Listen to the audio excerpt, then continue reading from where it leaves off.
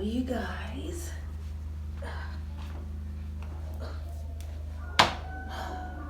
So I'm not entirely sure what is on the agenda today. We did set some vague plans, but they haven't been confirmed. But sometimes, you know, you just go with the flow. You don't really need to orchestrate everything. You can just go with the flow. Or flow with the vibe, as they say here. Everything is going really well so far. Thank you to all the new subscribers. We very much appreciate it. So whatever we do today, you guys will be coming along with us. I hope you've been enjoying the videos so far. We've only got tomorrow, Thursday, and then we leave on Friday. So really, we only have 3 days. Yeah. We only have 3 days: today, tomorrow, and next day. We don't have very long here. So as I said, sometimes the day you don't have a real plan. It just sort of unfolds. I guess life in progress, right? So I'm gonna have a little chit chat with Christmas lists. So yeah, I'll take you along with me. Yeah. Hi everybody, so as I told you earlier, I will be doing a lovely sit down chit chat with the one and only Christmas list, who is here with us. I'm honored. Amazing. I appreciate that. No, I am honored. Yeah, thank you so Thank much. you so much for agreeing to do this. Yes. So just a few questions. Sure. How are you? Wonderful. Last night I had the best sleep I've had in the last 9 days. You know, the time difference, I don't know if it's affected you, but me being from Canada, 8 or 9 hour difference has really messed with my mind. But last night, thoroughly slept well. Oh, wow. I was up in the clouds. Lovely. And so I heard that you got your bed dismantled because you prefer to sleep. No, it wasn't like that. Basically, it came like when I was about to go to sleep, they put a bed in. And they wanted to send people in to move it around. I said, no, I'm fine on the ground. But now I've lifted it up and I've... Oh, okay. But yeah, I think they took it the wrong way because they sent people the next day to dismantle the bed. I'm like, no. Yeah. I want to sleep on the bed. And so how have you been finding your time here? Yeah, I love it. This is my 3rd time in Kenya. Okay. Village life is for me. I'm born and grew up in like downtown Toronto. Yeah. So this is like the polar opposite. This is why I travel, to experience culture, and I find like the people in the village are a little bit, I don't want to say friendlier, because even in Nairobi I met a lot of friendly people, but here it's like you can sort of paint a picture of their life. You can get to know them and see their home, and they're very accepting and welcoming, and I just like it. It's like calm and relaxed. I don't wear a watch. I'm not thinking about what time it is, so I just love it here. You're just going with the flow. Go with the flow with the breeze. Yeah. And so how has your impression changed of what has happened here since your first time? Regarding like the house itself? The house, whatever. Incredible. Because I've been watching the house be built online since its inception, like since they started. Yeah. And you know, I also read the comments and see the doubters, like you'll never be able to do this and this. Man, this guy has pulled off miracle after miracle, even with the organization of this party. Yeah. You know, because watching from the outside, I didn't realize, I don't know if you realize, every morning for a week before the party, there's a big 30 people from the community sit around and talk about the party and who's responsible for what. Very, very well organized. And it was incredible to see that the village was a part of this. So the first day one was only villagers from the community. Everybody ate, and the house looks beautiful. I'm sure it's only going to get more and more beautiful in time. Who would have thought he would be able to put together like a place like this so quickly? But I mean, the work ethic, the people that work here are just, their work. You know what I mean? I call it a third world hustle. People in Africa work. They do. In my country, they want a break and a cigarette break. I haven't even seen a cigarette here. That's what my mom was saying. In 9 days, right? There's no break. Really haven't, to have a cigarette and talk. So I mean, these guys work hard and they know what they're doing. Because I think most of the people would assume, I'm structural. I'm looking at the lines. Like the house was built properly. So I'm truly impressed with Marwa. And his even ability his to get stuff done. His architect was quite young as well, like a university student. Yeah, I don't even think I should tell you what it cost to put this together. The architect itself. So in depth, and the cost was next to nothing. Really. Because people have such great. I don't want to say loyalty. They have such appreciation for Marwa that people are willing to do stuff for yeah, free. yeah. We were showing yesterday in one of my interviews how everyone was lined up here getting food. Yeah. And everyone's like a volunteer. Like they're just happy to be here and to help. And he has this presence about him. Like, yeah. It's a good aura. You're around here. Look, the no negativity. Everybody here having fun. And networking. To make some noise, I'm sure. Yeah, I love it.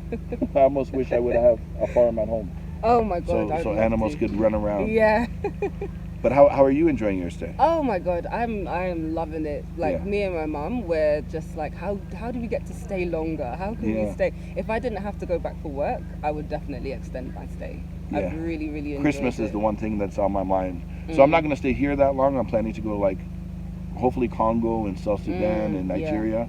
But Christmas is, as long as I'm home by Christmas for the family. Yeah. Because it's Thanksgiving at the moment? Yeah, we don't, I don't know. My personal family doesn't take Thanksgiving too serious. Oh, okay, but Christmas. Our Thanksgiving, I believe, is in October. The U.S. is in November. It's like 1 month different. Right. Oh, okay, cool. So I wanted to ask you, what is your best travel story? Because how many countries have you been to? You've done everything? 127. 127. So I'm like 2/3 of the way. Wow. You know, every country I've been to has a good story, like a memorable story for me. I don't even know where to begin. If I said something recent, Nepal. Nepal, I rented a motorcycle for like 9 days during monsoon season in hunt of wild tigers. Oh, wow. So like there, unlike here, like when you go to the national park, in Kenya you'll see animals, but it's in a park. Okay. In Nepal, there's tigers. Just out. Yeah, you could be driving down the highway and a tiger comes up. Really? Yeah. Oh, so there's certain places with higher population. So I specifically went there on my motorcycle in hopes of seeing a tiger. Yeah. I went to one park where, I don't recall the name, but 2 deaths a week from tiger. Because they're there and they're hungry. Wow. So I did not see a tiger, which was heartbreaking, but I did get a very close encounter with an Asian rhino, which is a very rare animal to see, and it's different than African rhino. It only has 1 horn. Oh, interesting. So I was like, where the motorcycle is away. Yeah. And he stared me down. I was excited and smiling, but I was with a guy with a stick, and he started getting nervous. Yeah. So he's hitting the stick. But in reality, I wanted to like go up and, oh my God, you did make friends with the rhino, right? And it's raining the whole time, which adds to the memory. So that's like one of the, but I mean, I got millions. I got millions of stories. What would you have done if you got close up to the rhino? Would you, I don't know. Like I have to go back one day and try it out. Best friends? I would have loved to touch it. I'm sure that my guy with me didn't want that. No, even being that close, he was quite worried. But I'm excited I got the whole thing on camera. Yeah, okay. So I can share that memory with the world, and my family, and even myself. I can relive that. Yeah. It's really good having YouTube, I think, especially for keeping memories. I think that's the best. You know, you lose computers, phones break down. Exactly. YouTube's not going anywhere. Yes. So I like that aspect of having a vault of all your memories. Yeah. So so that was one of your most memorable. Yeah. What is one of your most scariest moments? I've been in shootouts in Haiti, where I'm like in the middle. So matter of factly, like, oh yeah, I've been in shootouts. I went to the Ukraine war, the front lines, and there was bombs dropping. That, in my life, that was probably the most scary. Yeah. Because like when gangsters are shooting guns, I feel like I can hide. Okay. But when you see a missile coming towards you, there's not much you can do. But it's modern. It's a modern war. So when you're in Ukraine, you can download an app. Yeah. And the app can sense anywhere from 10 seconds to 2 minutes that a missile's on its way to you. So your alarm starts going off, and it warns you to find a hiding place. So what I found is the first few times that happened, my heart would race. Middle of the night, I'd get up and hide in the basement. Oh my God. But then after that, it happened so regularly that I'm like, hey, if it's my time, it's my time, and I stopped doing it. Because the alarm goes off a couple times an hour, every hour or so. Oh my goodness. And I saw civilians, killed on the street. Really? Yeah, it was tough. That one was probably the scariest. That being said, I wasn't scared. I went there. It didn't stop me from going out every day filming. Right. And I don't have a death wish. I don't want something negative to happen. That was going to be my next question. But I like the adrenaline rush. Okay. I think that's my way to make sure my heart's still beating. Like I enjoy. People won't understand. As a child, I wanted to be a war photographer. I didn't want to be a soldier. I don't want to kill people. I'm not about war. But I'm into history, and I like the opportunity to film and document. If nothing else, I want peace on Earth, period. Yeah, of course. But in reality, we're not. As humans, we're quite evil people. Yeah. And we're always killing each other. Yeah. So, yeah, I guess I'm sort of fulfilling my childhood dream. Yeah. Through this YouTube channel. So, are there any other things on your bucket list? Or you didn't like the term bucket list? No. Well, bucket list is fine, but I call it my must list. Yeah, on your must list. Yeah. Endless. That isn't involving travel. No, not really. So everything you want to do. Yeah, because from my hometown, I've already done it. Okay. But I mean, the list is endless. Like, we could talk right now, and you could tell me about something in your country. Yeah. That I'm like, wow, I got to do that next time I'm back, and then I might talk to him, and so I mean, it's a never-ending list. I'm never gonna complete the list. I'll put it that way. Yeah. And are you happy knowing that you will never complete it? Okay. My mission is to see every country. If I can fulfill that, that's my life's goal. Okay. And what about your dream for like your children? Yeah. Would you like them to eventually get into YouTube or start traveling like you? I think I'm opposite from my dad. Like, my dad was always like, do this, son, do that. Yeah. And I don't want to be like that. My kids will decide at their own age what they want to do. I have 3 children. None of them have YouTube, nor have they shown any real interest in it. I think it's a great career if you enjoy doing it. Yeah. But I'm not the kind of parent that wants to force anything and like, go do this now. Yeah. Maybe when they get a little older. But I think they can decide for themselves. Yeah. So what are the difficulties that you face when you're traveling so much? Because you're going for quite a while. Yeah, there's the emotional difficulty. I probably travel 6 months out of 12, off and on. I go home for a month and I leave for a month. So the emotional, the distance between being with my wife and kids. Yeah. And this is not a permanent. Like, I can't do this forever. It's exhausting. Yeah. But I'm on a very strong mission to see every country in the world. It might take me another 3 years. Then I'll settle down a little bit more. Yeah. My wife's very understanding and supportive. You know, in the existence of humans on planet Earth, only 200 people have seen every country in the world. Oh, so it's quite the accomplishment, wow, right? Yeah. You got to think, a lot of people born in Egypt or Pakistan, they will never see because their passport won't allow them to see. So there's only a handful of countries that you must have been born in to even have the possibility of seeing every country in the world. So I'm going very strong. I'm doing 30 countries a year. It's going to take me another 3 years to see every country. But that will be, everybody, I don't know, myself, I have a mission in life. Besides being a good husband and a good father. And providing for my family, it's like, that's my thing I want to do. Yeah. I don't want to build big mansions. I want to see every country in the world. Yeah. And so in terms of being a father, so you're doing the traveling and you're quite successful at that. Because you're traveling so much, how do you think you are doing as a father? Yeah, I think I could always be better. Yeah. There's no doubt that there is a selfishness to what I do, to travel. But I don't have a 9-to-5 job, right? So for example, when I go home, I'm with my kids every day. Yeah. See, like most parents, I remember when I grew up as a child, my parents would come home from work tired. We might eat dinner together, but then we would go our separate ways. Even though we're in the same house, we're not really spending time together. It's different. When I'm home for the month, it's like Christmas every day. Okay. We're going to the movies this day, we're going to the arcade, the amusement park. Because I don't have a job. I'm self-employed, so there's goods and bads, no doubt. I get to drive my kids to school in the morning, pick them up afterwards. So you're spending I'm 100% with them, it's quality time, not thinking about anything else.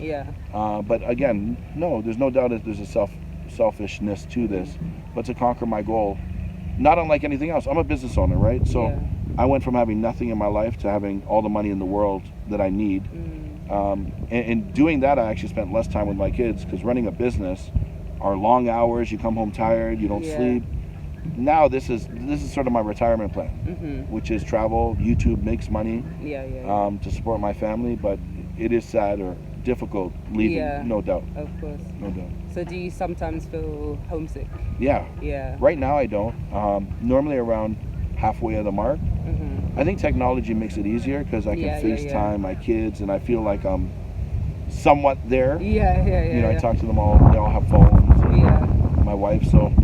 But I do get homesick. When I was leaving for this trip, I'm like, I'm not really ready to leave, but everything was booked and I had to go. This is a job. Like, people think that traveling as a YouTuber is like a vacation. Man, I haven't been to a beach. I don't sleep at night. I'm editing all night.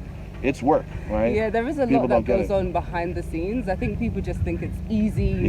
You're just traveling to all these places. Yeah. But yeah, you're literally working constantly. Non-stop. I haven't slept in 9 days, right? That's why last night was perfect to sleep. Yeah, yeah. So you said that YouTube is a business. Yeah. Do you think that it is still as lucrative today as it was a few years ago? Oh yeah, for sure. Yeah. Yeah. So do you think that people wanting to get into it can still do that and make a successful living? Yeah, for sure. For sure. And how easy is it to I don't think it's easy. Yeah. But it shouldn't be easy. You know, you got to be entertaining. If your videos are not entertaining and not something different than everyone else, why do you deserve to succeed? It's like anything else, right? Like, I look at it as like a sport. Like maybe growing up, somebody want to play hockey or basketball. You want to make the NBA. It's very difficult. Yeah. Let's be honest. To be a successful YouTuber, it's not easy. Yeah. You're competing against millions of people. Yeah. So what's going to make you stand out? Yeah. Right. And I'm learning. It takes time. I've been doing YouTube like 2.5 years. And I'm learning. I feel like I'm learning every day a new trick, or how to hold the camera, or how to ask a question, or what people want. Yeah. But like then I sit back at night and think like, on a daily basis, 400,000 people watch my videos. Wow. And like that's my pat on the back. That's my like, okay, you're half decent at this. Continue on, right? So this is what keeps me motivated to keep on keeping on. Yeah. And so what is like, if you had a top 3 tips for someone who wanted to start a YouTube, what would they be? Easy. Show the ups and downs of life. Too many YouTubers are just showing the positives. Hey, I bought this new car. But when they get in a car accident, they don't want to show that because it makes them look like an idiot. Show the ups and downs. Very important. You're broke for a week. You talk about, I'm broke this week. I need to work. I need to hustle. Showing the ups and downs, number 1. Consistency. No doubt. Consistency because your audience is going to want consistency. Yeah. And also because the more consistent you are, the better you get at this. Yeah. You know, if you only film 1 video a month, 12 a year, you don't have an opportunity to find out how to hold the camera or how to ask questions, right? So consistency. Third is like, I'm a strong believer in reverse engineering success. That means before I go out and create content, I don't just randomly. So like this morning, I can't just randomly say, okay, I'm going to walk out the house and film a video. Yeah. Me, myself, I need to know what I'm going to film. Yeah. What's my goal, my objective, what kind of questions am I going to ask, who am I looking to interview? So I reverse engineer success. So for example, I'm in Africa, I'm in a village. I'll go to YouTube and I'll type in African village lunch. And I'll search and see how many people are looking for that term. And if there are a lot of people looking, I'm like, okay, I'm going to put that on my list. That's the type of video that somebody's looking for. Okay. So it's almost plotted like a movie. You know, introduction, there's a body, there's some climax, something exciting might happen that wasn't expected. Yeah. And then a conclusion, and always call to action. You know, if you like my content, hit that subscribe. So I'll call it reverse engineering success. Lovely. Those are really great tips. I hope you guys are taking note, okay? Yes. Okay, so I think one last question. Sure. What would be your advice to the youth who are looking at Marwa here doing what he's doing and thinking, oh, I want to do it too? What would be your advice to them? Yeah, do it. No doubt. Especially if you're in Africa. Even more if you're here than if you're in the UK or Canada. You don't need to get 1 million subscribers to really financially succeed here. You know, if you hit 10,000 subscribers, you're probably making equivalent to a doctor or a lawyer. Like, there's real money to be made here and around the world. I guess my follow-up to that is, if you like what Marwa's done, also look at how long it took him to get here. 7 years of work, 1.1 videos a day for 7 years. So you might not all want what Marwa has. You don't need to get to the point Marwa is to be successful. But know that, you know, when there's a house in front of you like this, it's tangible.